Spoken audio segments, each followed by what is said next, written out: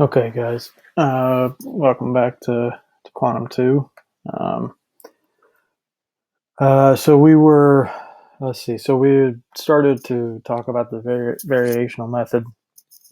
Um, and in general, this whole, probably half the semester is going to be spent on talking about approximation techniques or approximation methods. So talking about systems or problems in quantum mechanics that can't be solved exactly, or they can be solved exactly, but it's extremely painful to do so. So a lot of times you can get away with, or you're just forced to um, employ these approximation techniques. And like I was talking about last time, there's a couple different approaches depending on the situation that you're in. So depending on the form of the potential, basically, and whether or not you can, break it into a small piece, a simple piece that we know the solution for. So it might be like a simple harmonic oscillator or the hydrogen potential or something like that, plus some small perturbative piece, so some small piece on top of the normal simple potential.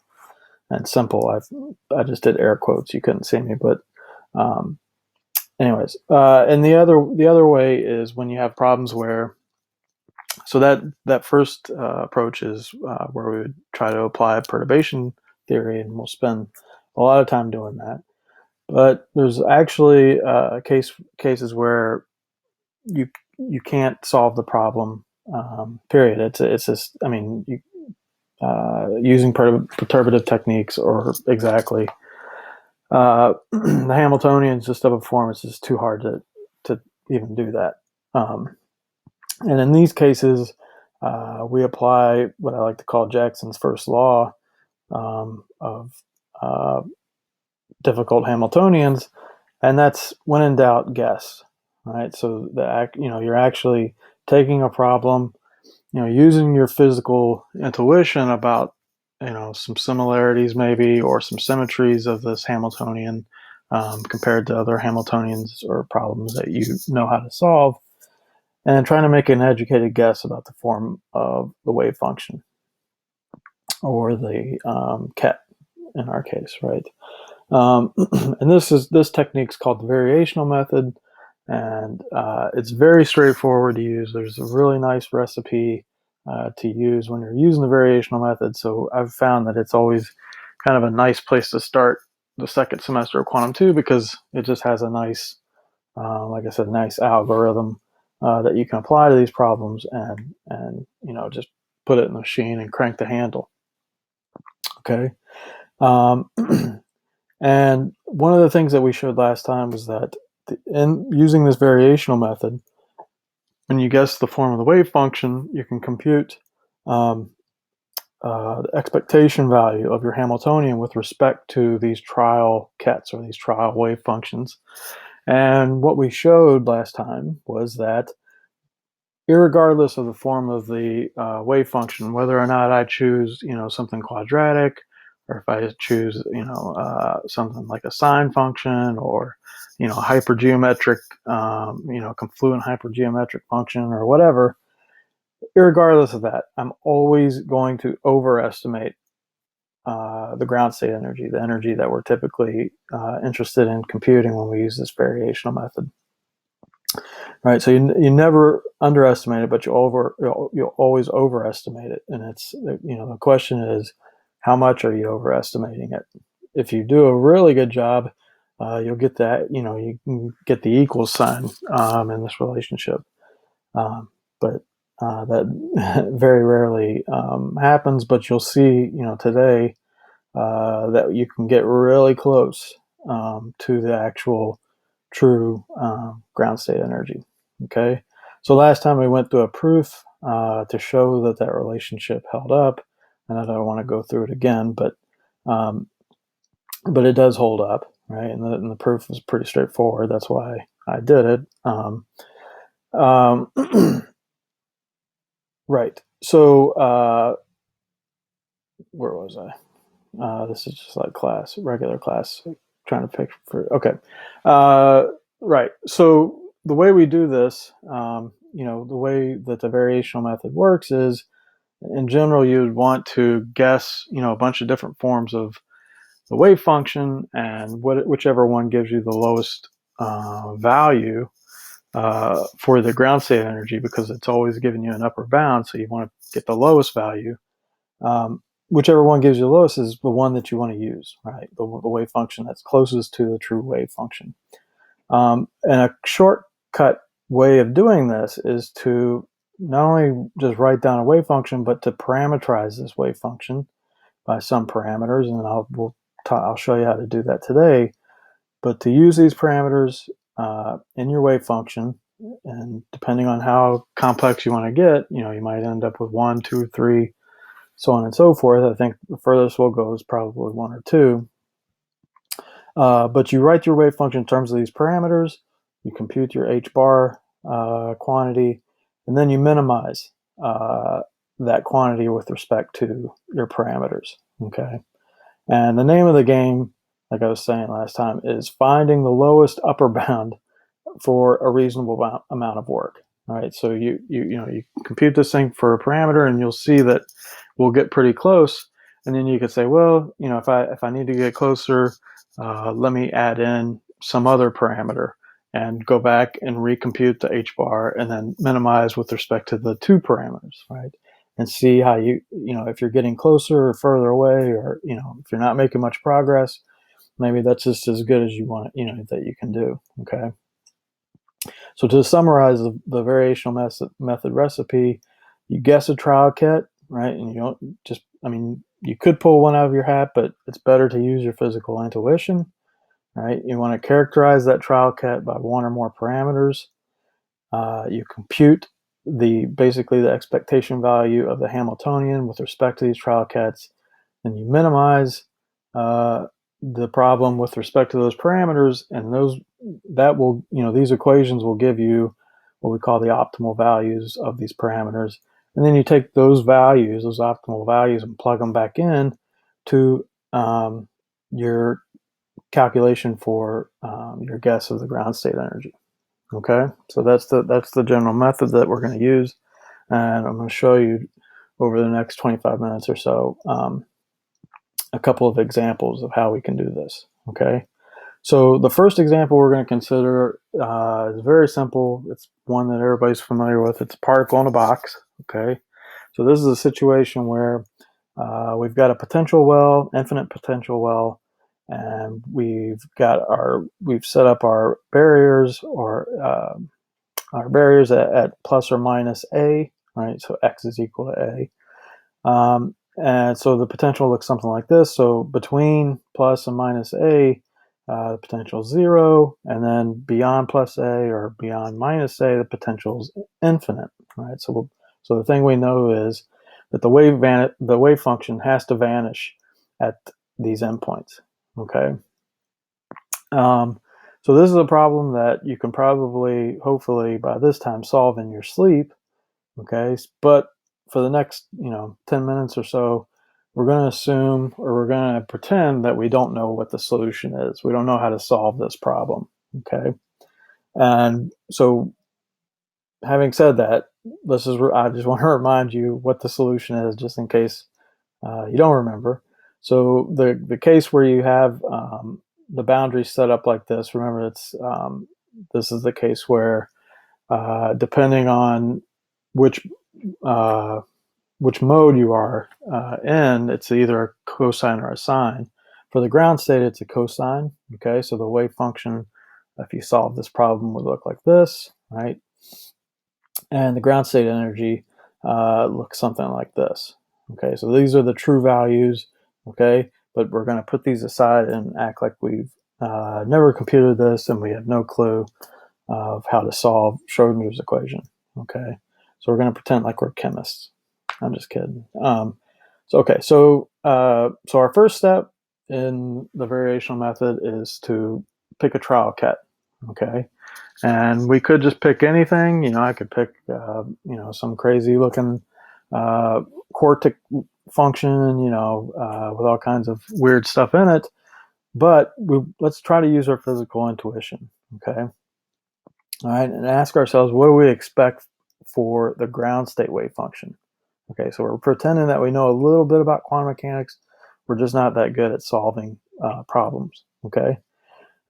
So we know, like I said earlier, that because the potential is infinite out past plus or minus a, that the wave function has to vanish at those endpoints. All right, so the wave function is going to come down here. Hopefully you can see my pointer cursor thing. Is going to come down this way, right? It's going to come down, and we know that it has to go to 0 at plus a, and it has to come down and go to 0 at minus a. Okay, so that's one thing that we know. The other thing we know is that if we're talking about a ground state wave function, we want the lowest energy possible, right? And if you remember anything from your wave mechanics course, you should remember that anytime a wave function has a lot of wiggles, that means that it's a higher energy state. Okay, so um, we want a wave function that doesn't have a lot of wiggles, right? Because more wiggles equals more kinetic energy, and we're trying to compute the lowest energy here. So we want the least amount of wiggles in our wave function as possible, okay? So that leads us to a function that looks like this, okay? And you can look at this thing and you can say, okay, this is like a parabola, right? It's not like an upside down parabola. And I can easily see that when I take x to plus or minus a, this thing is going to vanish, okay? So this is a simple wave function that solves, or at least, conforms to our two, the two things that we believe about the wave function. Okay, so one thing that you notice is I haven't introduced any parameters yet. Here, a is just it's the value of x, where the potential goes to infinity. Okay, so we're not introducing any parameters yet. Let's just see how this goes, and we'll maybe come back to that. Okay, all right. So now that we have our trial wave function, the next thing we need to do is compute a big H bar, which is basically the expectation value of our Hamiltonian with respect to these trial wave functions. Okay, and remember, so here you'll notice that I haven't normalized this thing. Okay, so that you can go either way. So you could write down your trial wave function and then normalize it, right? And in that case, you wouldn't have to include this piece in the denominator, okay, because your normalization will be taken care of. Or you can do it like I'm going to do it, which is take this guy and just put it in the denominator and compute the normalization uh, in the denominator of this h bar thing. Okay, so sometimes this depends. Depending on the wave function, you might find it easier to break into pieces and normalize the thing first, and then all you have to do is compute this numerator. Okay, so hopefully that makes sense. All right, so let's take this guy and we're going to plug in our wave function. Okay, so our wave function is a squared minus x squared. All right, and you see here that the Hamiltonian inside the potential well is only made up of the kinetic term, right? And then I've got my psi star here, but everything's real, so it's just the wave function, and then I've got the normalization piece down the denominator. Okay, so all I need to do is carry out these derivatives and then take some integrals. All right, this is something simple that you can plug into Wolfram Alpha, and I think it'll actually work. Right, and you get, so this is the value that we get. Okay, so I've kind of factored out the true ground state energy. Okay, so I'm cheating a little bit. So now I know what the true ground state energy is. Right, and the prefactor, the thing that I factor out of this thing, is 10 over pi squared. And I'm not a mathematician, but I know that that's pretty close to 1.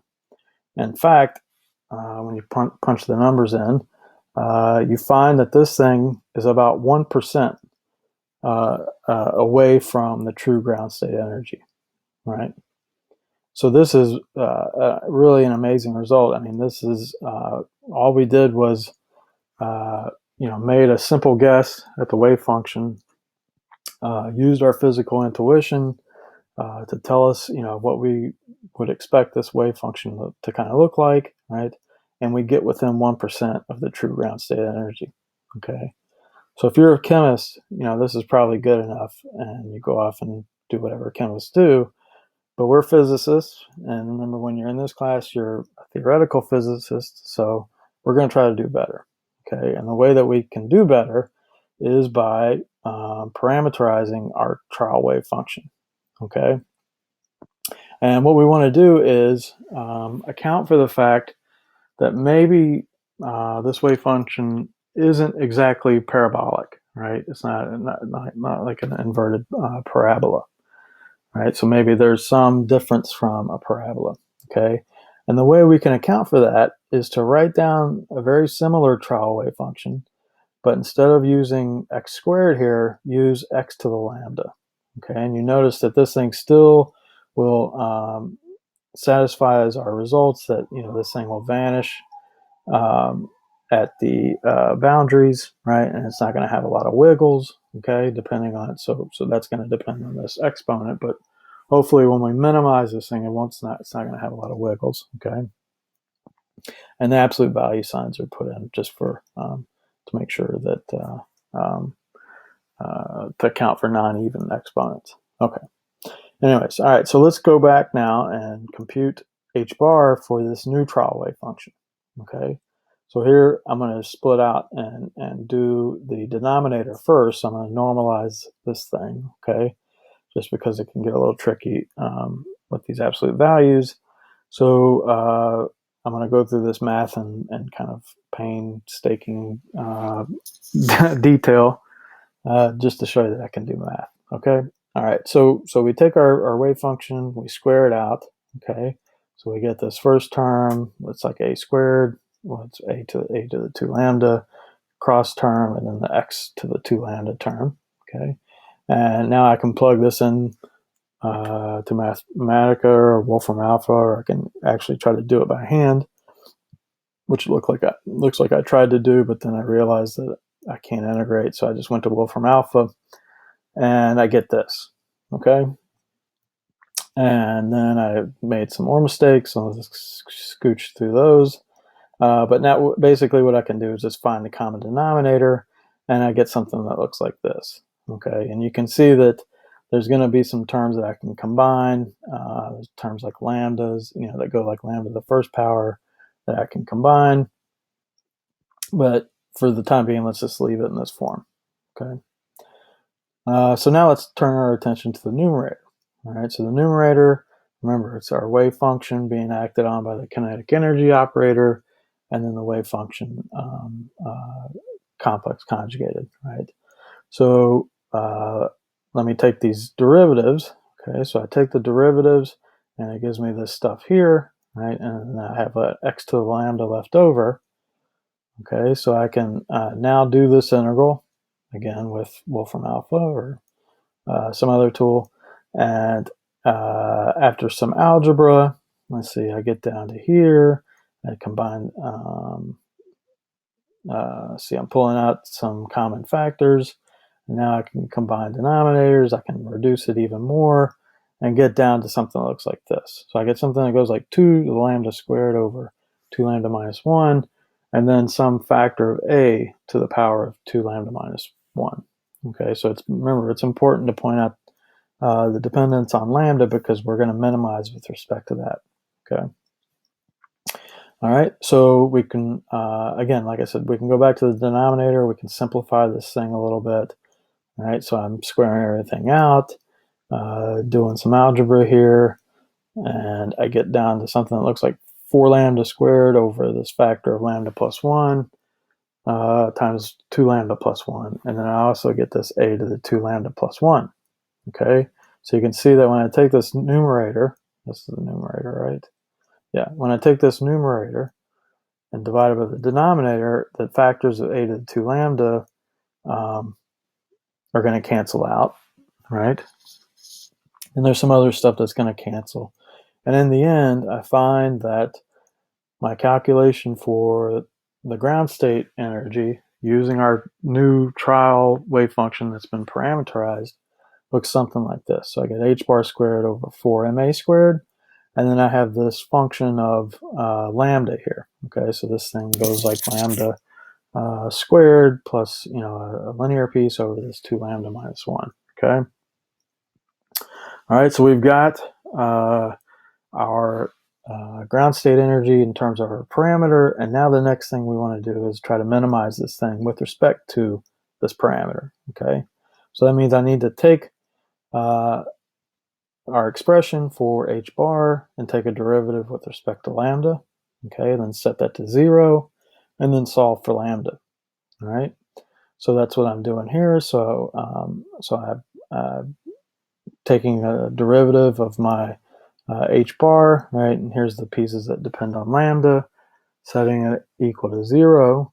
And when I take these derivatives, I get something that looks like this. This is set to 0, so this denominator you can get rid of, and then you can use your quadratic formula to solve this numerator for lambda, and you get something that looks like this, right? Or 4 plus or minus 4 to the square root of 6. 4 times the square root of 6, divided by 8. And you see that we obviously want to take the plus sign here because we want a positive exponent, right? We don't want a negative exponent for our wave function. So we'll take the plus sign. And when we do that, we can simplify this thing down. And if I put in the numbers into my calculator, I find that lambda is about 1.72. Okay, so the optimal value for lambda is about 1.72. Now, you can see that this is fairly close to 2, right, which is what we had originally guessed, right? We had originally guessed that the wave function was an inverted parabola, and this is telling us that we weren't that far off, right? The true exponent, or the optimal exponent, if you will, is about 1.7, okay? So then what we can do is we can take this, right, and plug it back into our expression for h bar, right? So our expression here, right? So we plug in 1.72 here everywhere we have lambda, okay? And when I do that, I can pull out this factor of the true ground state energy again, right? And so here I have left over 2 over pi squared, and here's my function of lambda, right, where I'm plugging in 1.72. And I end up finding that going through this minimization process, of the variational method, I find that using our trial wave function, I'm within about 0.3% of the true ground state energy. Okay, and that is really, really cool, I think. But that you can just by simply guessing and trying to optimize the wave function in some way, you can get within that close to the ground state energy. It's just really cool. Okay, and there's nothing really complicated involved. There's no confluent hypergeometric functions or Kummer, equations or anything exotic like that. It's just straight up calculus and a good, a good guess, right? A good educated guess. Okay, so by parameterizing our wave function, we've gotten within 0.3%. Okay, well, sometimes 0.3% isn't good enough. Okay, sometimes you have to get to very to a lot of decimal points, especially nowadays in terms of and like in particle physics, a lot of the numbers they measure are out to out to a lot of decimal places. So you have to be really precise. Okay, so you could ask yourself, how could I improve on this, right? Well, one way would be you could try to parameterize some coefficients here, or try something else, right? And it's a trial wave function. It has that name for a reason, because you're gonna it's a lot of trial and error. Okay, but for the time being, 0.3% is good enough for me. Okay. All right. Okay. So hopefully that's clear. Okay. So let's move on to another example. This is an example that we don't have an exact solution for. Okay. So this is a case where the potential goes like x to the fourth. Okay. And this lambda here is just it's it's unfortunate notation. This lambda has nothing to do with the lambda that we had in the previous problem. Okay, so the lambda here is just some constant. Okay, you can think of it as like a coupling constant or something like that, but it's not something that we're going to try to optimize with respect to. It's just a number. Okay. All right. So let's try to think about this. We know our first step is, well, we know that we can't solve this problem exactly, okay, or at least we don't feel like trying, so we're going to try to guess the trial wave function and see how, see what we get. All right, we know that the variational method is going to give us an upper bound, and our hope is that maybe some experimentalists can, set up a system and measure this, and we can compare our results. Okay. So let's ask ourselves what we expect for the ground state wave function. Okay.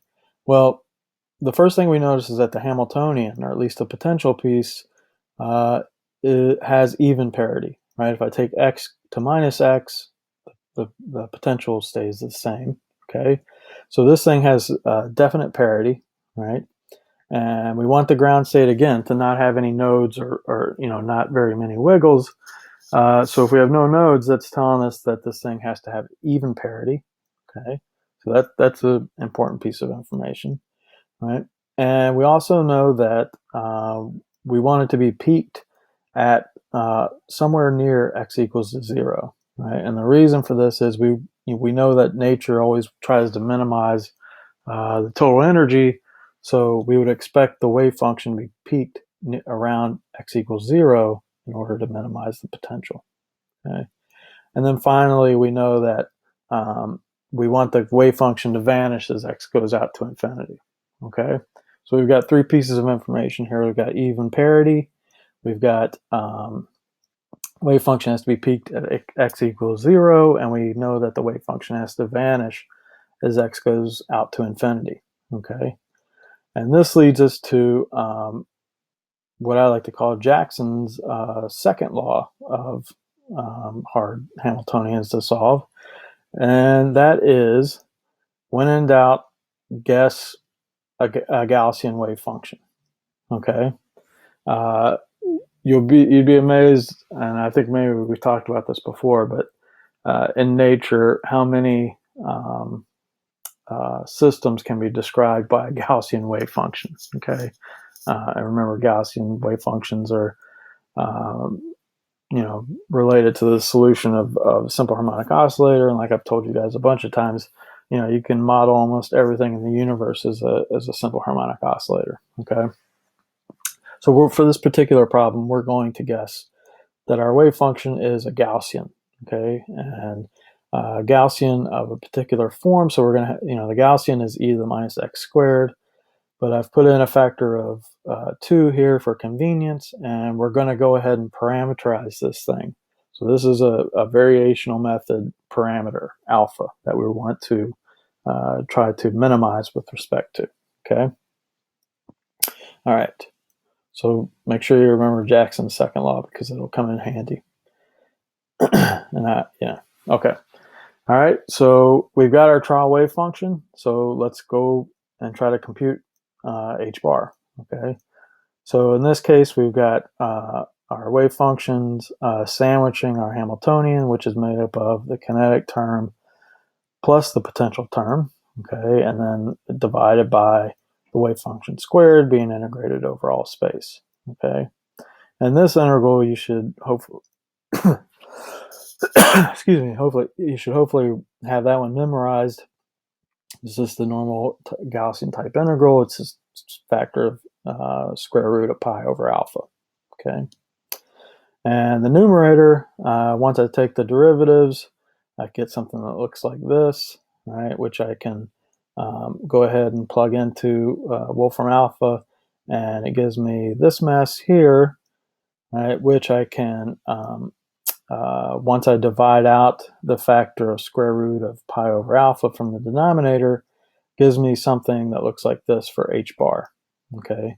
And so you can see two terms coming here, right? One has alpha in the numerator, and one has alpha squared in the denominator, okay? And this is kind of an interesting point here because this term we know is coming from the kinetic energy, right? And we were saying earlier that, we know we want to try to minimize this h bar, right? And the way we're going to do that is by tuning alpha, right? And so you see that this first term wants alpha to go to 0, right, in order to minimize it.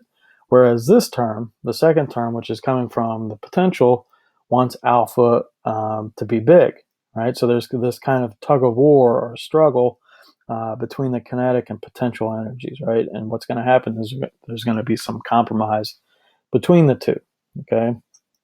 And the reason is, so the kinetic energy wants alpha to go to 0, right? And that would mean that the wave function, when you think back in terms of the Gaussian, is going to be wide, right?